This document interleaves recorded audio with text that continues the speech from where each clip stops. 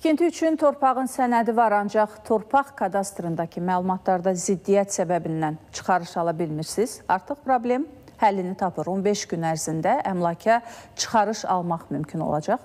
Daha bir xoş xəbər, yaxın vaxtlarda əksər sənədsiz evlər də çıxarışla təmin ediləcək. Söhbət hansı sənədsiz evlərdən gedir, prosesə nə vaxt başlanacaq? Sualların cavabı sujetdə. Nazirlər Kabineti tərəfindən daşınmaz əmlak üzərində hüquqların dövlət qeydiyyatı üçün sənədlərin qəbulu, yoxlanılması və verilməsinin prosedur qaydaları təsdiq edilib.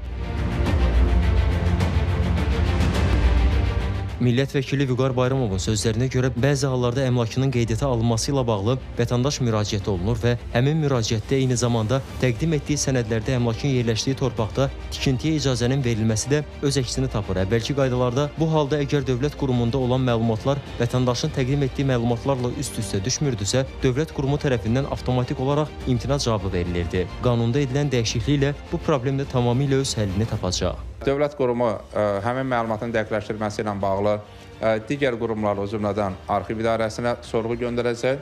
Həmin sorğular təbii ki, elektron olacaq və 15 iş gün ərzində sorğuların alınması və vətəndaşın müraciətinin cavablandırılması həyata keçiriləcək. Məsələn, əgər vətəndaşımızın müraciətində qeyd edilən məlumatlar arxiv və ya digər dövlət qurumu tərəfindən təsdiq olunarsa, bu halda həmin vətəndaşımıza imtina verilməyəcək və 15 gündən sonra həmin əmlakın qeydiyyata alınması ilə bağlı qərar veriləcək və həmin əmlaka çıxarışın verilməsi həyata keçiriləcək. Bu addım eyni zamanda mülkiyyət hüquqlarının tanınması və qorunması baxımından da xüsusi əhəmiyyət kəsb eləyir. Mərhələli şəkildə təxminən 400 mindən artıq evin qeydiyyata alınması və çıxarışla təmin olunması nəzərdə tutulur. Bakı ətrafında qeydiyyətsiz evlərin sayı 500 mindən artıqdır.